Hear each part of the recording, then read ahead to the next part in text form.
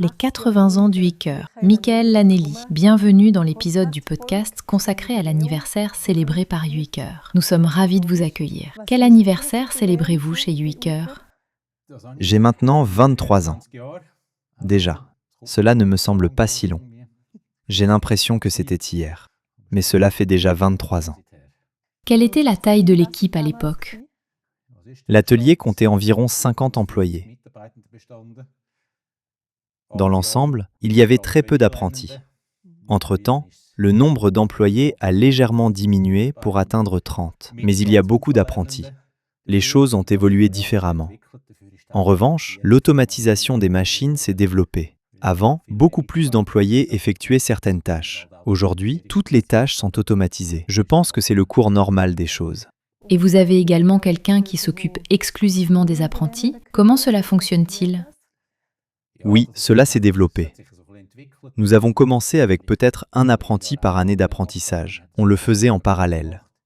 Mais on s'est vite rendu compte que cela ne fonctionnait pas. Si vous voulez avoir des apprentis de bonne qualité, vous devez leur offrir une bonne formation. Pour cela, quelqu'un doit y consacrer du temps. Et cela ne pouvait pas se faire en parallèle. Nous avons donc développé cela. Nous avons créé un atelier d'apprentissage ou un département où se trouvent les apprentis. Puis on s'est rendu compte qu'une machine seule ne suffisait pas, qu'il fallait une personne pour leur enseigner. Nous avons donc maintenant quelqu'un qui s'occupe à 100% des apprentis. Il doit également travailler quand c'est possible. Il y a des situations où il peut travailler de manière un peu plus productive et d'autres où il n'y arrive tout simplement pas, car chaque apprenti a une question. Il ne dispose même pas d'une heure par jour pour chaque apprenti. Son temps est donc très bien utilisé. Mais c'est important, c'est même essentiel. C'est la seule façon d'obtenir des apprentis de bonne qualité. Lors des entretiens préliminaires, tu as été qualifié de chef de meute. Pourquoi te qualifie-t-on ainsi? Oui, cela vient d'une part du fait que je suis là depuis longtemps. Je sais donc beaucoup de choses et je connais beaucoup de monde. Quand ils cherchent quelque chose quelque part, ils m'appellent et me demandent si je sais où cela se trouve. Comme je passe beaucoup de temps à l'atelier, je trouve généralement assez facilement. Même si vous travaillez ici depuis plusieurs années, vous connaissez certains travaux et même certaines pièces. Et puis on vous demande si vous vous souvenez de la dernière fois où nous avons fait cela. Je m'en souviens généralement très bien. C'est justement le mot-clé. Que produisez-vous exactement? Il s'agit essentiellement de poulies à courroie crantée. J'en ai apporté une qui est assez complexe.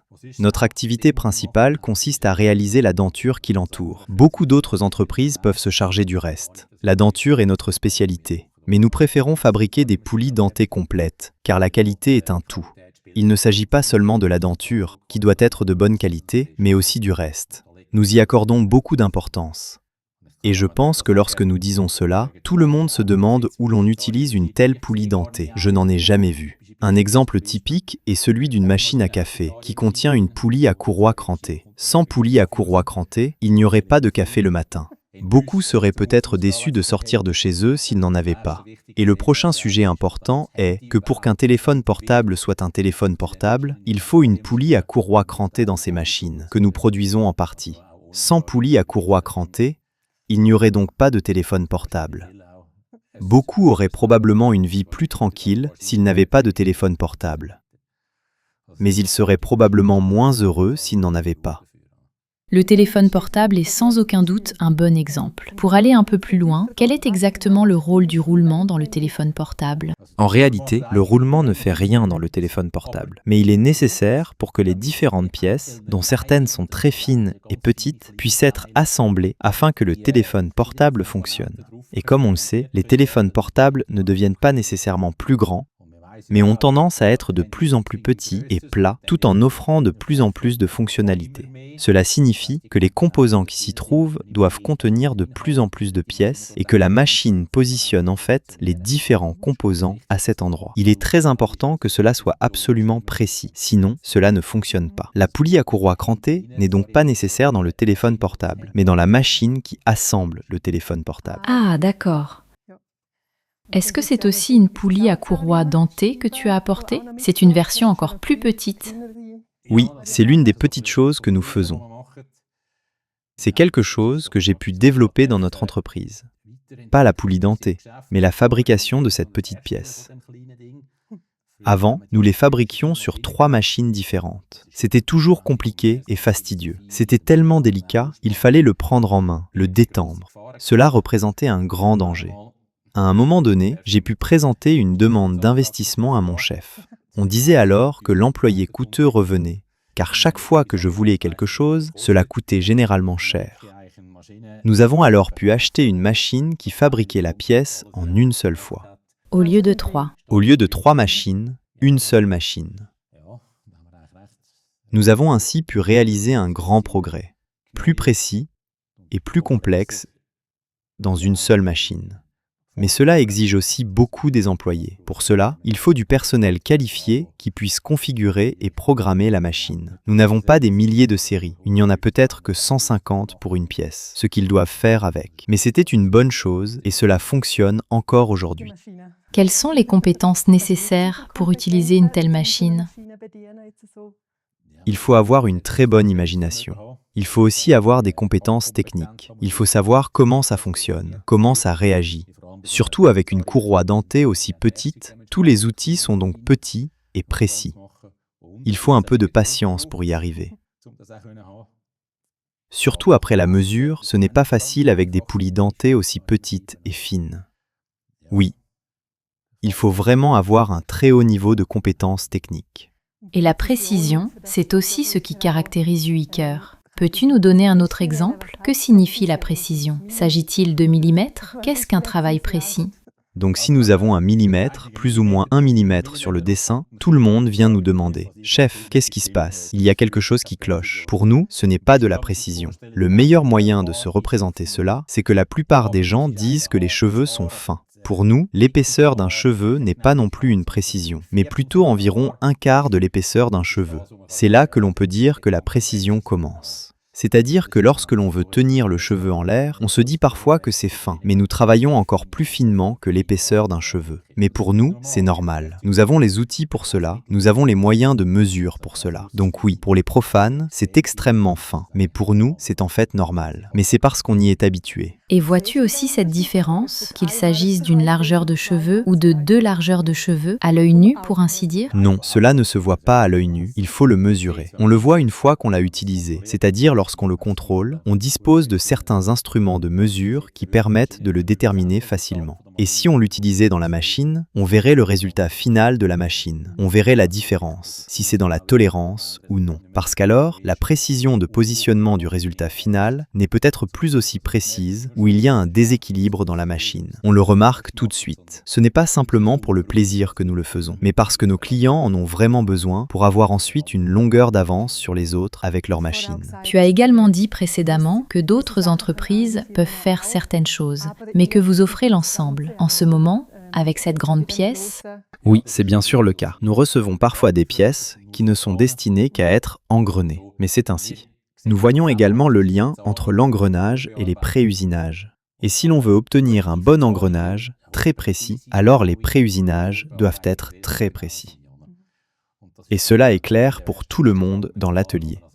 Ceux qui effectuent les pré-usinages n'en discutent même pas. Ils savent très bien qu'ils doivent travailler avec une grande précision afin que celui qui effectuera ensuite l'engrenage ait une chance de réaliser un très bon engrenage, un engrenage très précis. Et cela fonctionne vraiment bien dans notre entreprise, tout simplement parce que tout le monde travaille ensemble. Ce que l'un fait bien, l'autre peut aussi le faire bien. Si l'un travaille mal au début, le second n'a aucune chance de faire mieux par la suite. Dès le début, dès la première étape, le travail doit être très bon, très précis, très exact, afin qu'au final, le client obtienne un résultat très bon, très précis. C'est très important pour nous.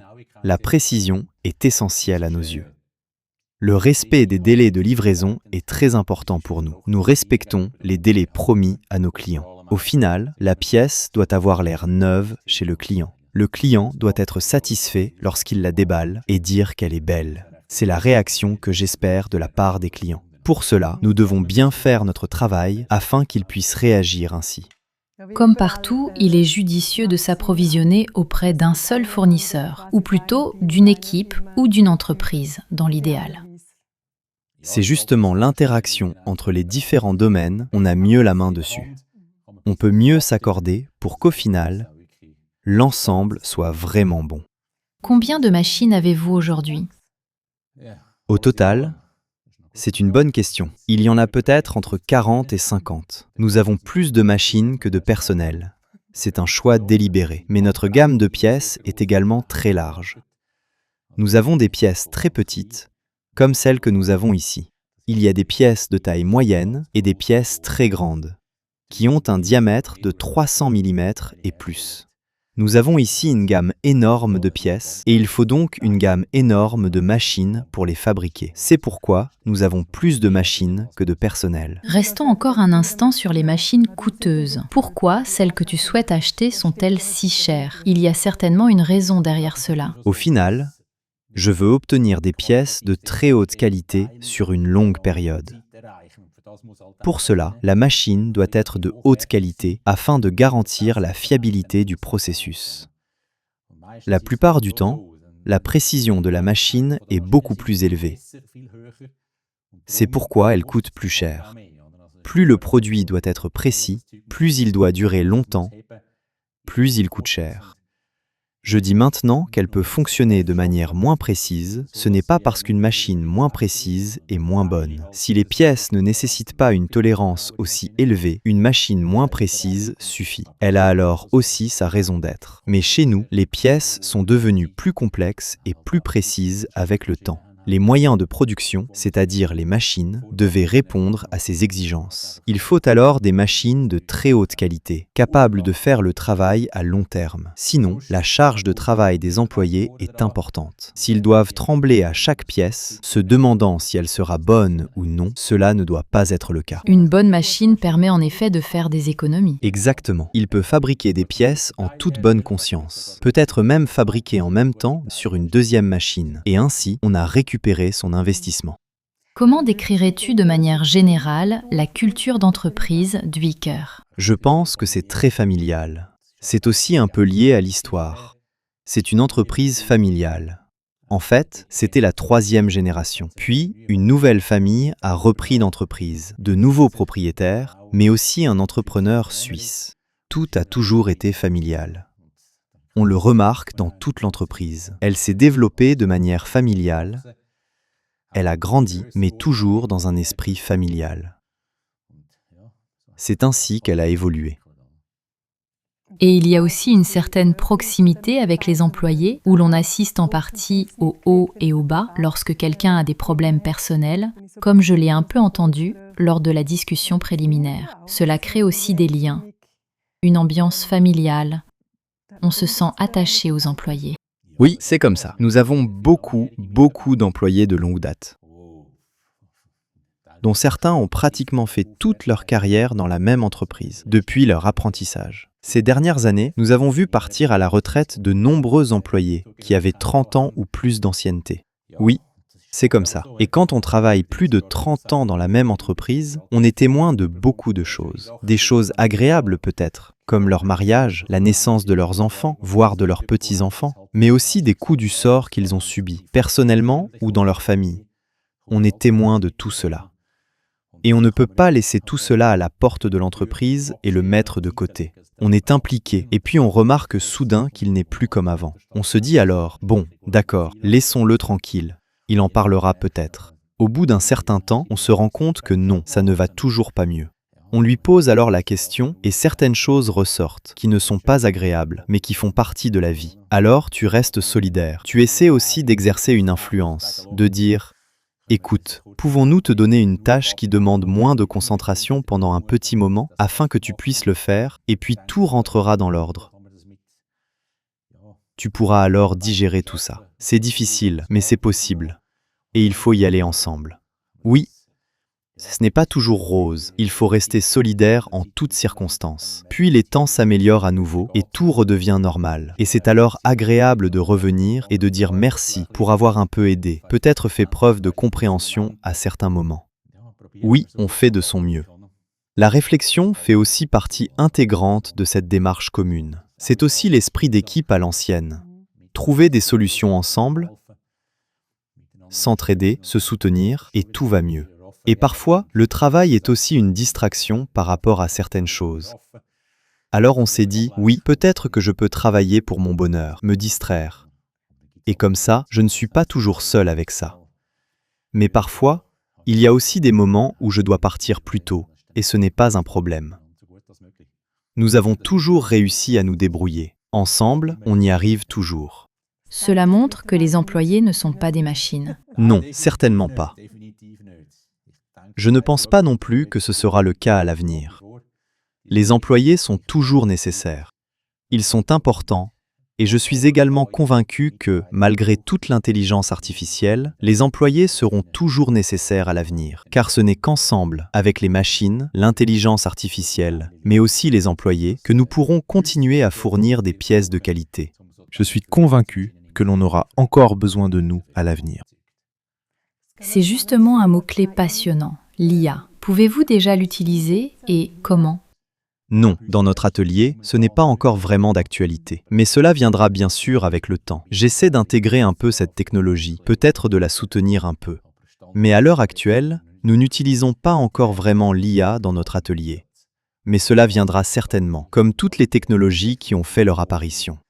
À un moment donné, elles ont été développées, puis elles sont arrivées, puis on a commencé à chercher dans l'atelier où elles pourraient être utiles. Chaque développement a ses avantages, qui sont utiles à un moment ou à un autre. Au final, c'est une interaction entre toutes les technologies possibles qui fournissent les poulies à courroie crantée. Il faut aussi rester à la page et élargir sans cesse ses connaissances. Oui, c'est indispensable. Je l'ai déjà dit tout à l'heure, si l'on travaillait encore comme il y a 23 ans quand j'ai commencé, nous n'aurions aucune chance sur le marché. C'est tout simplement comme ça.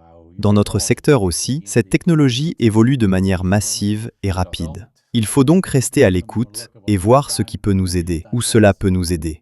Et ensuite, il faut en tirer ce qui peut vraiment nous aider à bien produire pour les fournisseurs, avec les fournisseurs, pour les fournisseurs. Bon point. Quelles sont les principales différences par rapport à l'époque ? Je pense que cela se remarque surtout au niveau de la qualité, qui s'est considérablement améliorée. Les pièces sont devenues plus complexes, les exigences en matière de qualité ont beaucoup augmenté par rapport à il y a X années. Il fallait simplement suivre le mouvement. Ne pas avoir peur. On ne peut pas se dire « non, on ne veut pas, on ne peut pas ». Au contraire, essayons, allons de l'avant. Nous voulons aussi être de la partie. C'est devenu beaucoup plus intense. Avant, les exigences de qualité n'étaient pas aussi extrêmes qu'aujourd'hui. La complexité des pièces a également augmenté. Avant, on avait des pièces beaucoup plus simples. Aujourd'hui, c'est l'inverse. Il y a beaucoup moins de pièces simples et beaucoup plus de pièces complexes. Combien y avait-il de machines à l'époque ? Y avait-il plus de machines pour les particuliers ou plutôt moins ? On faisait beaucoup plus de choses avec davantage de machines individuelles. À l'époque, la machine CNC a été développée. On l'a utilisée pendant plus de 30 ans, elle a été perfectionnée au fil du temps et a pu prendre en charge de plus en plus de tâches. Oui, et maintenant, une seule machine fait peut-être tout, comme je l'ai dit tout à l'heure. Une machine fait ce que 3 machines faisaient auparavant, et elle remplace donc les 3. Cela devient plus complexe, mais cela remplace. Mais c'était aussi important et juste. Ce n'est pas quelque chose que l'on pourrait faire autrement. Je pense qu'avec 3 machines individuelles, nous ne serions plus compétitifs pour ce type de pièces. Comment voyez-vous les opportunités et les défis pour Aiker à l'avenir, disons dans un avenir proche ? Les défis sont de taille. Le marché suisse des machines est soumis à une pression constante. En Suisse, nous sommes rarement les moins chers. Nous devons donc nous démarquer autrement. Je pense que nous ne pouvons nous démarquer qu'en combinant machines, outils et surtout collaborateurs. Car les outils et les machines sont les mêmes partout dans le monde. Mais en matière de formation des collaborateurs, nous avons heureusement encore une longueur d'avance. Je pense que c'est le point le plus important sur lequel nous devons travailler. Nous ne devons pas le négliger. La formation est l'une des rares ressources dont nous disposons en Suisse. Et nous devons simplement continuer dans cette voie. Nous devons tous en être conscients. Et c'est seulement ici, grâce à des collaborateurs bien formés, que nous pouvons tirer le meilleur parti de ces machines et de ces outils. Et c'est encore une fois typique de la Suisse. Nous ne fabriquons pas de pièces standards, nous fabriquons des pièces spéciales. Des pièces uniques, des prototypes, des perfectionnements, il y en a beaucoup en Suisse. Et dès que c'est standard, il y a un risque que cela migre rapidement à l'étranger. Et nous devons persévérer pour vraiment aller de l'avant dans ce domaine. Les fabrications spéciales et sur mesure, c'est ce que nous faisons ici. Je dis toujours que nous avons beaucoup de produits commerciaux. Nous pouvons donc les acheter dans notre catalogue. Et nous apportons ensuite de nombreuses modifications. Je voudrais la pièce du catalogue, mais il faudrait qu'elle ait un autre perçage. Mais il faudrait encore quelque chose. Nous nous occupons des mais. Beaucoup d'autres ne le font peut-être pas. C'est pourquoi nous avons aussi des opportunités sur le marché. Mais nous devons persévérer. Ce ne sera pas facile. Et cela ne se fera pas tout seul. Cela nécessite l'implication de tous. Et tu vas rester encore un peu, espérons-le? Oui, j'ai le droit, je devrais, j'espère pouvoir rester encore quelques années. J'ai encore des projets. Pour l'instant, les défis sont là, mais ces défis sont passionnants. Cela a toujours été le cas par le passé. Ces 23 années ne m'ont pas semblé si longues. Il y a eu tellement de défis à relever pendant cette période. Le temps a passé si vite. J'espère que cela continuera ainsi à l'avenir. Avec toi à bord en tant que directeur de production, Hiker est donc parfaitement équipé pour aborder l'avenir et répondre aux besoins individuels des clients. Oui, mais je ne suis qu'un parmi d'autres. Comme je l'ai déjà dit, je ne peux pas y arriver tout seul. Tout le monde doit s'y mettre. Et si nous travaillons tous ensemble, je pense que oui, nous avons une chance pour l'avenir. Alors nous y arriverons. Y a-t-il autre chose que tu souhaiterais ajouter, quelque chose que je ne t'ai pas encore demandé et qui serait pertinent, notamment à l'occasion de l'anniversaire d'Hiker? Il y aurait tellement de choses différentes à dire. Mais justement, il s'est passé tellement de choses. Parfois, on ne se rend même plus compte de tout ce que nous avons eu et fait.